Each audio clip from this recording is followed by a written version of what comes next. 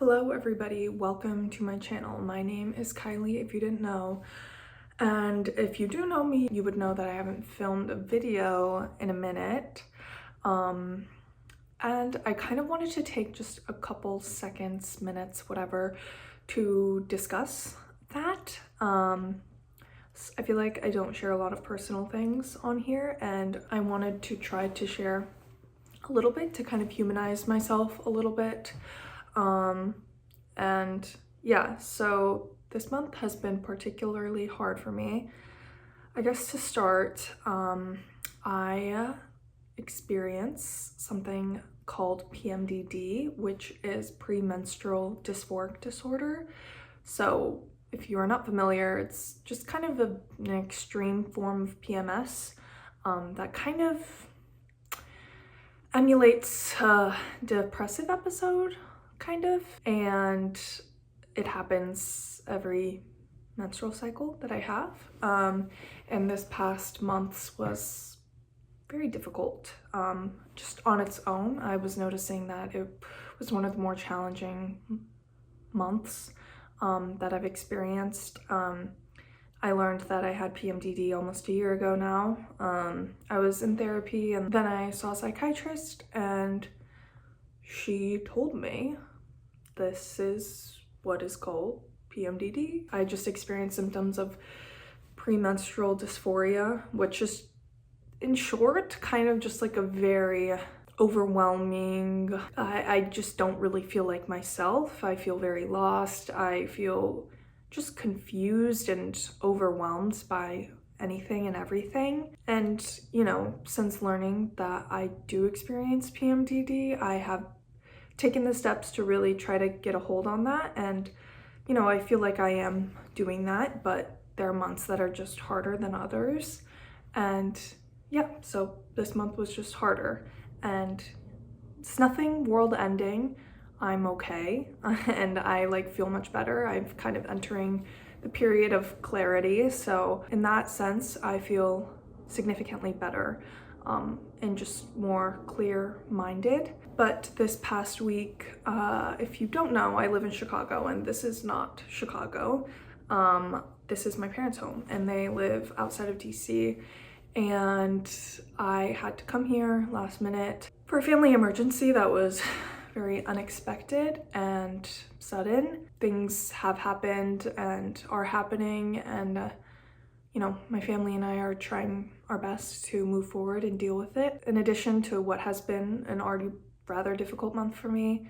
And I'm just have been in kind of a period of grief and loss past couple months in general. So yeah, that's kind of a little bit of the context as to what's going on in my life.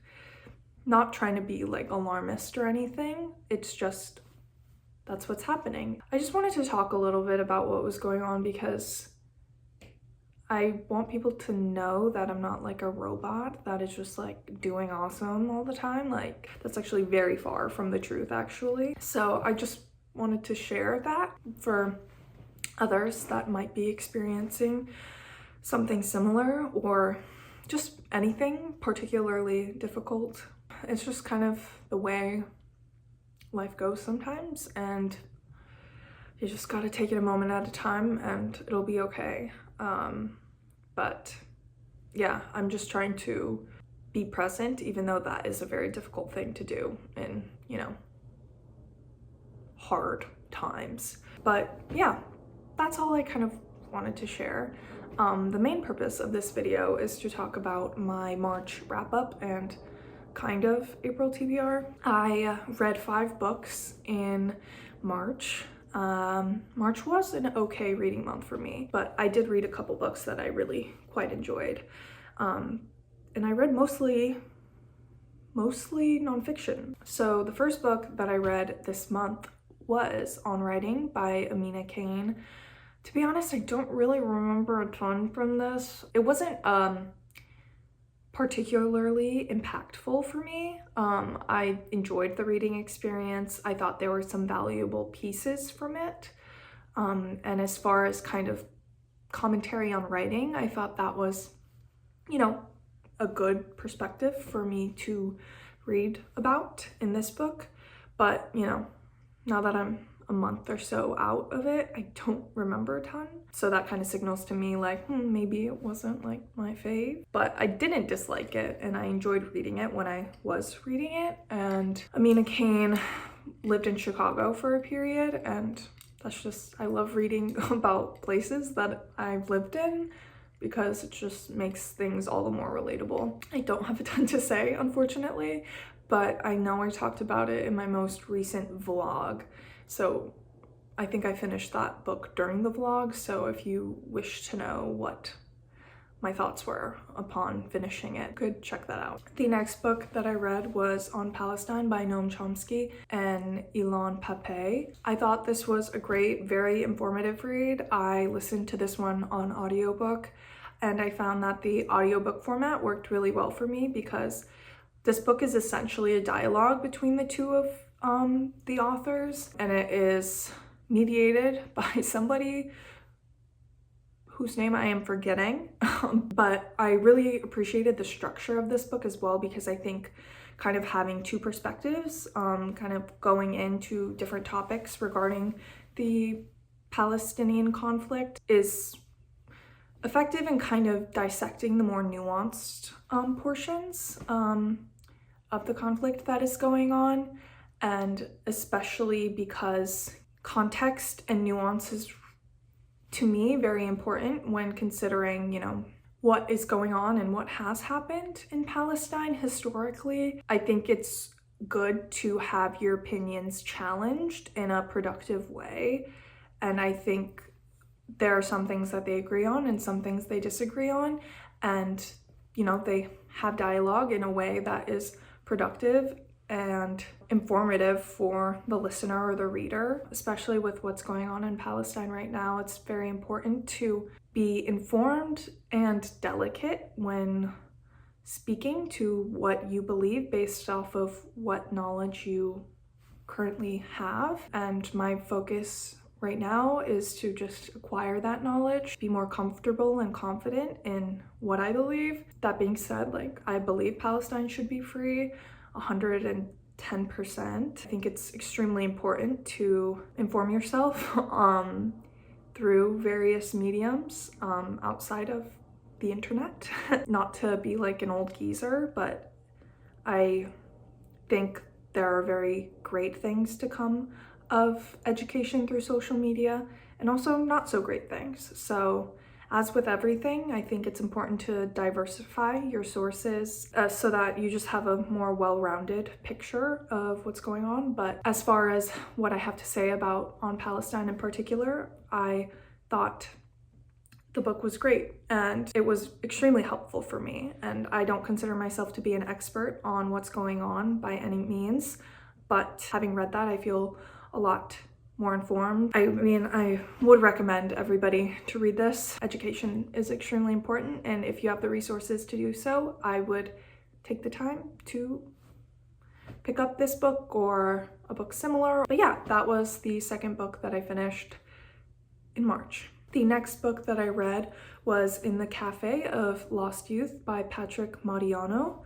I thought this was a good novel. I enjoyed it. I would say I enjoyed it more than average, but it wasn't a favorite.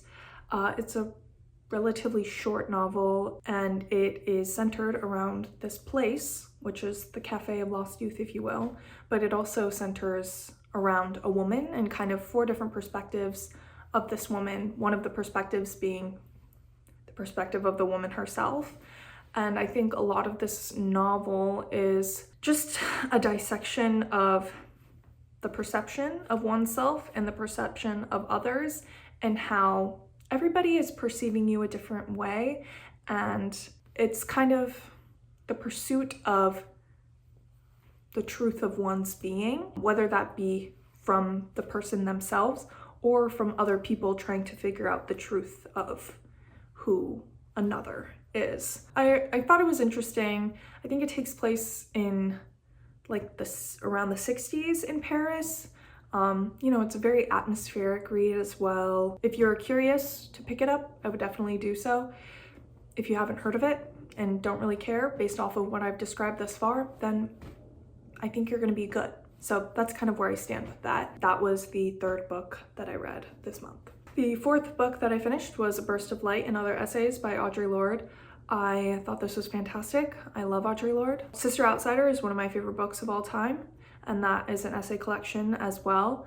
And I would say A Burst of Light is very similar structurally to Sister Outsider. While A Sister Outsider is kind of more political and more about radicalism and Black feminism, I would say A Burst of Light is a lot more interior in terms of, I mean, Sister Outsider is very much about her own experience as a Black woman in this world, but A Burst of Light, I think it's, of course, what it means to her to be a Black lesbian woman, but also, you know, her experience with cancer and kind of the fragility of life and what it means to move through life in such delicate and precarious circumstances. I love Audre Lorde. I think she has such an impactful and powerful voice, and I love her work. And if you haven't read Audre Lorde, please do so. I would probably primarily recommend Sister Outsider, but I don't think you could go wrong with any of her works, and I definitely plan on reading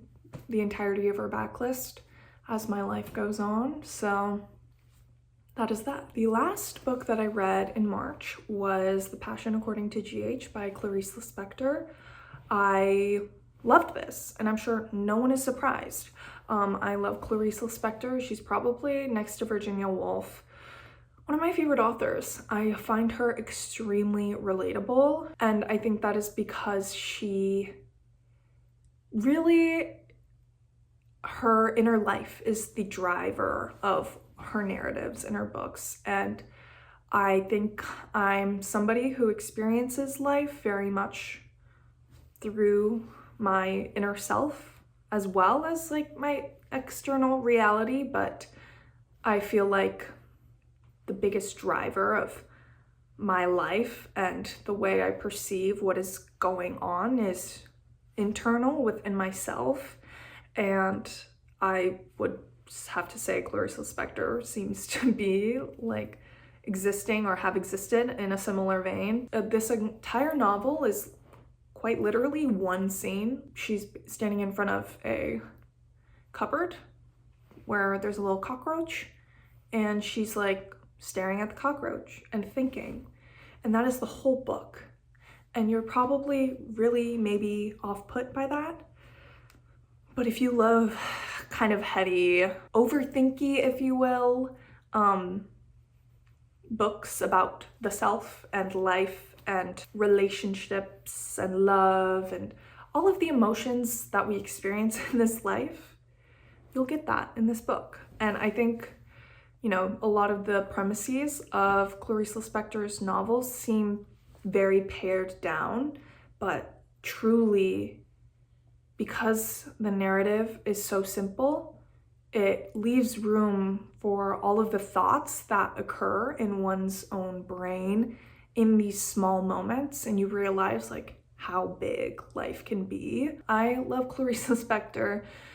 If you're not into stream of consciousness thinky sort of things, then maybe you wouldn't like it, but if that's your gig, then you would really be into it. And thank you to everyone who has pushed me to read The Passion According to GH. It's probably my favorite Lispector thus far. I really just love her work because I feel like she is an author that I could reread for the rest of my life and it will just feel new every single time. And I just truly love that about books and writing.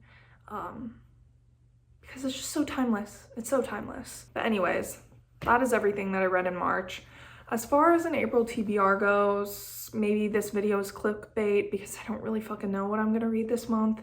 But I have started The Great Believers by Rebecca Makkai. This is a novel about the AIDS epidemic in Chicago. And a lot of it takes place in areas that I frequent quite often, and a lot of my friends like live on the streets that are mentioned in the book, and it's just very trippy because I'm like, this happened 40 years ago, yet there's still kind of a lifestyle that exists parallel to what was once there. And of course, you know, by nature of time, the realities of such lifestyles are very different, but it's just very interesting to see the place where you live from the perspective of a different time, because I feel like there's so many books written about New York or LA and stuff like that, but there aren't a ton of books written based in Chicago, or at least proportionally to the amount of books out there. And yeah, I'm really liking it. The writing style isn't my favorite, but it's not bad either. I think I am just like a pretty tough critic when it comes to writing style, so that's kind of on me. But narratively and plot-wise, I do find the story to be very compelling. And yeah, I'm about halfway, and I mean, I definitely will finish it here soon, so I'll let you know what my true thoughts are when it is finished. But yeah, just a sidebar really quick before I talk about the next book that I will be reading in April. I went to Austin, Texas, I think last week to visit my sister because she lives there, and I was able to meet YouTube's very own Pato, who you might know as also Pato. Yeah, we went to the Book People in Austin and we're just perusing the books. My friend Julia was there as well. If you remember her from many of my videos, she's probably like my only friend that has been featured in my videos because she's literally my platonic life partner and soulmate. I was looking at Checkout 19 because I've had my eye on it for a very long time, and I was just like, I'm not sure if I want this. I like have heard mixed things, I don't know. And then Pato was like, it's very stream of consciousness, you know, meandering, all that jazz. And they had said they really liked it themselves. So I was like, okay, based on your description, I think this is something that I would really like, but I still didn't buy it for myself. But then they ended up gifting it to me. And so yeah, I started it and I'm really enjoying it. I feel like it's beyond stream of consciousness, even in the traditional sense. It's even more broken down than what you would consider to be like a typical stream of consciousness writing style. But still, I eat that shit up. So I am like 20 pages in. Don't really know what's going on, but like I'm gonna write it out and I'm sure I'm gonna like it a lot. So that is definitely a book I would like to read this month as well. Other than that, I don't really know what I'm gonna read. So if you have any ideas, let a girl know. Yeah, I don't know. So this isn't really an April TBR. It's like 2 books that I've already started, but I'm just kind of going with the flow right now because I'm feeling a little bit uninspired, and I'm normally a mood reader, but I'm like even more like feeling like I'm leaning into the mood reader sort of archetype. Thank you guys for watching. I hope to make more videos more consistently in the future. And yeah, that's all that I have to say for today's video. I hope you enjoyed. Thank you again so much for watching, and I'll see you when I see you.